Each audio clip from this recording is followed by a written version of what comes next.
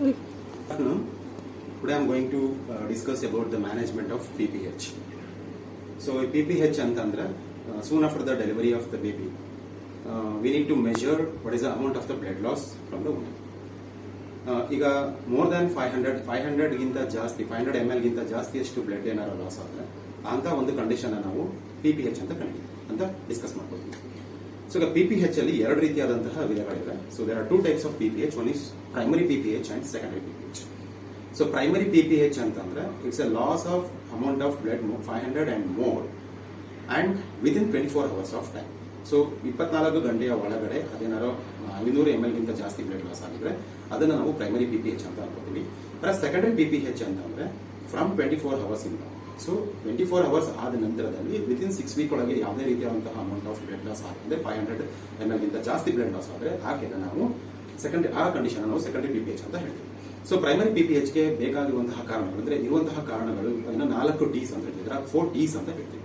So 4 T's ಅಂತಂದ್ರೆ ಒಂದು tissues ಇರ್ಬೋದು, ಅಂದ್ರೆ ಪ್ಲಾಸೆಂಟಲ್ ಬಿಟ್ಸ್ ಅಂತೀವಿ, ಪ್ಲಾಸೆಂಟಲ್ ಟಿಶ್ಯೂಸ್ ಅಂತೀವಿ, ಟ್ರೌಮಾ ಆಗಿರ್ಬೋದು, ಹಾಗೆ ಇನ್ನೊಂದು ಬಂದ್ರೆ ಥ್ರಾಂಬೋಇಂಪಾಟಿಕ್ ಡಿಸೀಸ್ ಇರ್ಬೋದು ಅಥವಾ ಥ್ರಾಂಬಿನ್ ಡಿಸಾರ್ಡರ್ಸ್ ಇರ್ಬೋದು, ಇನ್ನೊಂದು ಟಾನಿಸಿಟಿ ಅಂತ ಹೇಳ್ತೀವಿ. It's most important and it's most commonly we can see. So ಏನು ಟಾನಿಸಿಟಿ ಅಂತಂದ್ರೆ it's A lack of contraction of the uterus, ಅದು ಟಾನಿಸಿಟಿ ಇರೋದಿಲ್ಲ. ಸೊ ಅಟಾನಿಕ್ ಯೂಟ್ರಸ್ ಅಂತ ಹೇಳ್ತೀವಿ. ಸೊ ಈಗ ಫಸ್ಟ್ ನಾವು ಮ್ಯಾನೇಜ್ಮೆಂಟ್ ಹೇಗೆ ಮಾಡಬೇಕು. ಸೊ ಈಗ ಬ್ಲಡ್ ಲಾಸ್ ಆಗಿದೆ soon after the delivery of the baby. ಈಗ ನಾನು ಮದರ್ನ ಇಷ್ಟು ಬ್ಲಡ್ ಲಾಸ್ ಆಗಿದೆ ಅಂತ ಚೆಕ್ ಮಾಡ್ತಾ ಇದ್ದೀನಿ. ಸೊ ಚೆಕ್ ಮಾಡಿದಾಗ ನಮಗೆ ಗೊತ್ತಾಗಿದೆ ಇಟ್ಸ್ ಮೋರ್ ದನ್ 500 ml ಆಗ್ತಾ ಇದೆ. So that she is will be in a state of A primary PPH. So ಈಗ ನಾನು ಏನು ಅನ್ಕೋಬೇಕು ಅಂತಂದ್ರೆ ಈಗ I should go for a management. ನಾನು ಒಬ್ಬನ ಕೇಳಲೇ ಇಂಥ ಕಂಡೀಷನ್ಸ್ಗಳನ್ನ ಒಂದು ಸಿಂಗಲ್ ಹ್ಯಾಂಡ್ಲಿ ಮ್ಯಾನೇಜ್ ಮಾಡೋದು ಕಷ್ಟ ಆಗೋದ್ರಿಂದ so let me take some help. ಅಂದ್ರೆ ನಾನು ಇನ್ನೊಬ್ಬರಿಂದ ಹೆಲ್ಪ್ ತಗೋಬೇಕಾಗಿ ಬರುತ್ತೆ. ಸೊ ದಟ್ ನಾನು ಹೆಲ್ಪ್ಗೆ ಕರ್ಕೋತೀನಿ. ಶಾರ್ಟ್ ಫಾರ್ ಹೆಲ್ಪ್ ಮಾಡ್ಕೊಳ್ಳಿ. ಸೊ ಸೆಕೆಂಡ್ ಬಂದು ನಮಗೆ 2 IV ಲೈನ್ ನಾನು ಎಸ್ಟಾಬ್ಲಿಷ್ ಮಾಡ್ಕೋಬೇಕಾಗುತ್ತೆ. ಸೊ ಒಂದು IV ಲೈನ್ ಅಲ್ಲಿ 1 ಲೀಟರ್ ಅಷ್ಟು RL ಅಥವಾ NS ಅನ್ನ ಫಾಸ್ಟ್ ಇನ್ಫ್ಯೂಷನ್ ಮಾಡ್ಕೊಳ್ತೀವಿ. ಅಂದ್ರೆ ವಿದಿನ್ 15 to 20 minutes ಒಳಗಡೆ ಹೋಗೋ ಹಾಗೆ ನಾನು ಅದನ್ನ ಮಾಡಬೇಕು. Because immediate recorrection of the hypovolaemia. So immediate recorrection ಮಾಡ್ಕೋಬೇಕು. ಅದಕ್ಕೋಸ್ಕರ ನಾನು 1 ಲೀಟರ್ ಅಷ್ಟು RL ಅಥವಾ NS ಅನ್ನ ಕಳಿಸ್ತೀನಿ. ಸೊ ನಂತರದಲ್ಲಿ ನಾನು ಇನ್ನೊಂದು IV ಲೈನ್ ಅಲ್ಲಿ ಬ್ಲಡ್ ನ ಡ್ರಾ ಮಾಡ್ಕೊಳ್ಳಿ. ಆ ಬ್ಲಡ್ ನ ಡ್ರಾ ಮಾಡ್ಕೊಂಡು cross matching, blood grouping with other essential blood ಇನ್ವೆಸ್ಟಿಗೇಷನ್ಗೆ ಕಳಿಸ್ಕೊತೀರಾ. ಸೊ ಸೇಫ್ ಆಗಿ ಅದನ್ನ ಸೆಕ್ಯೂರ್ ಮಾಡ್ಕೊಳ್ಳಿ. ಸೊ ಇದಾದ ನಂತರದಲ್ಲಿ ನೆಕ್ಸ್ಟ್ ನಾನು ಮಾಡಬೇಕಾಗಿರೋದು ಏನು ಅಂತಂದ್ರೆ should check for conscious level check ಮಾಡ್ಕೊಳ್ಳಿ. ಹಾಗೇನೆ ಆಕೆಗೆ 6 to 8 liters ಆಫ್ ಆಕ್ಸಿಜನ್ ಬೇಕಾಗುತ್ತೆ, ಆಕ್ಸಿಜನ್ ಕೊಡಬೇಕಾಗುತ್ತೆ. ಕ್ಯಾಥಟರೈಸೇಷನ್ ಮಾಡಬೇಕಾಗಿ ಬರುತ್ತೆ ಇಫ್ ಪಾಸಿಬಲ್. ಕ್ಯಾಥಟರೈಸೇಷನ್ ಆದ್ಮೇಲೆ ದೆನ್ ಗೋ ಫಾರ್ ಆಕ್ಸಿಟೋಸಿನ್ ಕೊಡೋಕೆ. ಸೊ ಇವನ್ AMTS ಅಲ್ಲಿ ನಾವು 10 ಇಂಟರ್ನ್ಯಾಷನಲ್ ಯೂನಿಟ್ ಅಷ್ಟು ಆಕ್ಸಿಟೋಸಿನ್ ಕೊಟ್ಟಿಲ್ಲ ಅಂದ ಪಕ್ಷದಲ್ಲಿ you can give now. If not you can give only 20 international unit ಅಷ್ಟನ್ನ ನಾವು RL ಅಲ್ಲಿ 40 to 60 ಡ್ರಾಪ್ಸ್ ಪರ್ ಯೂನಿಟ್ ಹೋಗೋ ಹಾಗೆ ನಾವು ಅದನ್ನ ಇನ್ಫ್ಯೂಷನ್ ರೇಟ್ ನ ಮೇಂಟೈನ್ ಮಾಡ್ತೀವಿ. ಸೊ ಇದಾದ ನಂತರದಲ್ಲಿ ನೆಕ್ಸ್ಟ್ ನಾವು ಏನ್ ಮಾಡಬೇಕಾಗಿದೆ ಅಂತಂದ್ರೆ should check for whether the placenta is delivered or not. So ಈಗ ಪ್ಲಾಸೆಂಟಾ ಡೆಲಿವರಿ ಆಗಿದ್ದಾಗ ಒಂದು ರೀತಿಯಾದಂತಹ ಟ್ರೀಟ್ಮೆಂಟ್ ನ ಮಾಡಬೇಕಾಗುತ್ತೆ. ಇನ್ ಕೇಸ್ ಪ್ಲಾಸೆಂಟಾ ಡೆಲಿವರಿ ಆಗಿಲ್ಲ ಅಂತಂದ್ರೆ ಒಂದು ರೀತಿ ಬರುತ್ತೆ. ಈಗ ನಾವೇನ್ ಅರ್ಥ ಮಾಡ್ಕೊಳ್ಳೋಣ ಅಂದ್ರೆ ಪ್ಲಾಸೆಂಟಾ ಡೆಲಿವರಿ ಆಗಿಲ್ಲ ಅಂತ ಸಿಚುಯೇಷನ್ ನೋಡೋಣ. ಸೊ ಈಗ ಪ್ಲಾಸೆಂಟಾ ಡೆಲಿವರಿ ಆಗಿಲ್ಲ ಅಂದ ಪಕ್ಷದಲ್ಲಿ I should go for delivering of the placenta.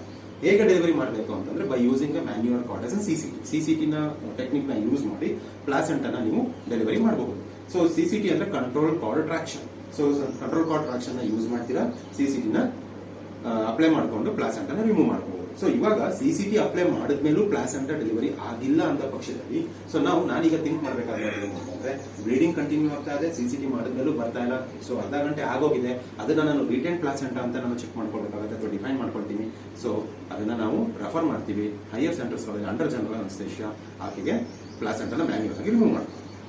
Fine. ಈಗ ನಾನಿರುವಂತಹ ಪ್ರೈಮರಿ ಸೆಟಪ್ಸ್ ಅಲ್ಲಿ ಪ್ಲಾಸೆಂಟಾ ರಿಮೂವಲ್ ಆಗಿಲ್ಲ ಅಂದ್ರೆ ಪ್ಲಾಸೆಂಟಾ ಡೆಲಿವರಿ ಆಗಿಲ್ಲ ಅಂತ ಪಕ್ಷದಲ್ಲಿ ಆ ರೀತಿಯಾದಂತಹ ಮ್ಯಾನೇಜ್ಮೆಂಟ್ ಮಾಡ್ಕೊಳ್ತೀನಿ. ಇನ್ ಕೇಸ್ ಪ್ಲಾಸೆಂಟಾ ಡೆಲಿವರಿ ಆಗಿದ್ರೆ ನಾವು ದ ಪ್ಲಾಸೆಂಟಾ ಇಸ್ ಡೆಲಿವರ್ಡ್. ಈಗ ಪ್ಲಾಸೆಂಟಾ ಡೆಲಿವರಿ ಆಗಿದ್ರೆ ಫಸ್ಟ್ ನಾವೇನ್ ಮಾಡಬೇಕು ಅಂತಂದ್ರೆ so should check the completely what our they with uterus. ಅಂದ್ರೆ ನಾವೇನ್ ಮಾಡ್ತಾ ಇದೀವಿ ಅಂದ್ರೆ ಕಂಪ್ಲೀಟ್ ಆಗಿ ಪ್ಲಾಸೆಂಟಲ್ ಬಿಟ್ಸ್ ಇದ್ರೆ ಅದನ್ನ ರಿಮೂವ್ ಮಾಡ್ಕೋಬೇಕಾಗುತ್ತೆ. ಹಾಗೇನೆ ಪ್ಲಾಸೆಂಟಾನ ನಾವು ಎಕ್ಸಾಮಿನ್ ಮಾಡಬೇಕಾಗಿ ಬರುತ್ತೆ. Just let me think that the placenta is delivered. ಓಕೆನಾ. So just imagine that the placenta is delivered ಅಂತ ಅನ್ಕೊಳ್ಳೋಣ. CCT ನ ಅಪ್ಲೈ ಮಾಡ್ತೀರಾ by holding forceps. So arteries ಇರುತ್ತೆ.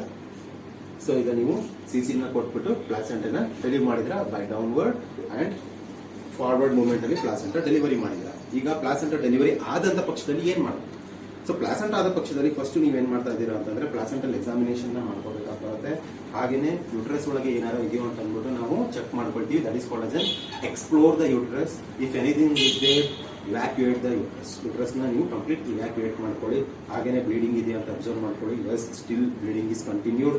ಆ ಥರ ಒಂದು ಪಕ್ಷದಲ್ಲಿ ನೀವು per abdominal uterus consistency check ಮಾಡ್ಕೊಳ್ಳಿ. ಸೊ ಈಗ ಯುಟ್ರಲ್ ಕನ್ಸಿಸ್ಟೆನ್ಸಿ ಎಷ್ಟಿದೆ ಅಂತ ನೋಡ್ಕೋಬೇಕು. ಸೊ ಈಗ ಯುಟ್ರಲ್ ಕನ್ಸಿಸ್ಟೆನ್ಸಿ ಕಂಟ್ರಾಕ್ಟೆಡ್ ಆಗ್ತಾ ಇದೆಯಾ ಅಥವಾ ಕಂಟ್ರಾಕ್ಷನ್ ಆಗ್ತಾ ಇಲ್ವೋ ಅಂತ ನೋಡ್ಕೊಳ್ಳೋಣ. ಕಂಟ್ರಾಕ್ಷನ್ ಆಗ್ತಾ ಇದ್ದು ಬ್ಲೀಡಿಂಗ್ ಆಗ್ತಾ ಇದೆ, ಕಂಟ್ರಾಕ್ಷನ್ ಆಗದೇನು ಬ್ಲೀಡಿಂಗ್ ಆಗ್ತಾ ಇದೆ. ಸೊ ಈಗ ಕಂಟ್ರಾಕ್ಷನ್ ಆಗ್ತಾ ಇದೆ ಬಟ್ ಸ್ಟಿಲ್ ಬ್ಲೀಡಿಂಗ್ ಇದೆ ಅಂತಂದ್ರೆ so we have to rule out the atonic uterus. So atonicity ಇಲ್ಲ ಇದೆ, ಯಾಕಂದ್ರೆ ಕಂಟ್ರಾಕ್ಷನ್ ಆಗಿದೆ. ಸೊ ಈಗ ನಾನು ಏನ್ ಮಾಡ್ತಾ ಇದ್ದೀನಿ ಅಂದ್ರೆ ಕಂಟ್ರಾಕ್ಷನ್ ಆಗ್ತಿರೋದ್ರಿಂದ ಟೇರ್ಸ್ ಗಳ ಬಗ್ಗೆ ಚಿಂತೆ ಮಾಡಬೇಕು. ಐದರ್ ಇದು ಎಪಿಸಿಯೋಟಮಿ ಟೇರ್ಸ್ ಆಗಿರ್ಬೋದು, ಸರ್ವೈಕಲ್ ಟೇರ್ಸ್ ಆಗಿರ್ಬೋದು, ಅಥವಾ ವೆಜೈನಲ್ ಟೇರ್ಸ್ ಆಗಿರ್ಬೋದು, ಅಥವಾ ಸರ್ವೈಕಲ್ ಇಂಜುರೀಸ್ ಗಳಾಗಿರ್ಬೋದು, ಅಥವಾ ಯುಟ್ರಸ್ಗೆ ಇಂಜುರೀಸ್ ಆಗಿರ್ಬೋದು. ಸೊ ಈ ಎಲ್ಲಾ ವೇರಿಯೇಷನ್ಸ್ ಇಂದ so we can expect the bleeding. So this might be the cause. ಈ ಕಾಸ್ ಇದ್ರೆ we can repair by suturing with under the skilled persons. ಅವ್ರು ಮಾಡ್ತಾರೆ. ವೆಲ್, ಈಗ ಬ್ಲೀಡಿಂಗ್ ಆಗ್ತಾ ಇದೆ, ವೆರಾಸ್ ಕಂಟ್ರಾಕ್ಷನ್ ಕೂಡ ಆಗ್ತಾ ಇಲ್ಲ. ಅಂತ ಪಕ್ಷದಲ್ಲಿ you have to massage the uterus ನ ಮಸಾಜ್ ಮಾಡಬೇಕಾಗುತ್ತೆ. Even after massaging also if it is not contracted, that is called as atonic uterus. Atonic uterus ಆಗಿದೆ ಅಂತ ಅನ್ಕೋತೀನಿ. So that I have to go for atonic uterus management ಆಗಬೇಕಾಗುತ್ತೆ. If I am in a primary setup, I should go for a bimanual compression. So bimanual compression ಅಂತಂದ್ರೆ ಹೇಗಿರುತ್ತೆ? It's very simple to explain but very painful procedure. So ಈಗ ಹೇಗಿರುತ್ತೆ ಅಂತಂದ್ರೆ ನಾವು first consent ತಗೋಬೇಕಾಗುತ್ತೆ. ಇದಕ್ಕೆ if mother is conscious ಅವ್ರಿಗೆ explain ಮಾಡಬೇಕಾಗಿರುತ್ತೆ.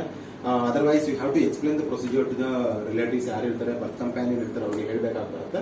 So ಇವಾಗ ನಾನು ಹ್ಯಾಂಡ್ ವಾಶ್ ಮಾಡ್ಕೊಂಡಿರ್ತೀನಿ, ಎಲ್ಬೋ ಗ್ಲೌಸ್ ನಾನು ಹಾಕೊಂಡು ಎಸೆಪ್ಟಿಕ್ ಮೆಥಡ್ ಅಲ್ಲಿ ನಾನು ಥಿಂಕ್ ಮಾಡ್ತೀನಿ. ಸೊ ಈಗ ಫಸ್ಟ್ ನಾವು ಏನ್ ಮಾಡಬೇಕು ಅಂತಂದ್ರೆ ನನ್ನ ಫಿಂಗರ್ಸ್ ಏನಿರುತ್ತೆ, ನನ್ನ ಹ್ಯಾಂಡ್ಸ್ ಏನಿದೆ ಅದನ್ನ ನಾನು ಕೋನ್ ಶೇಪ್ ಅಲ್ಲಿ ಇಟ್ಕೊಳ್ತೀನಿ.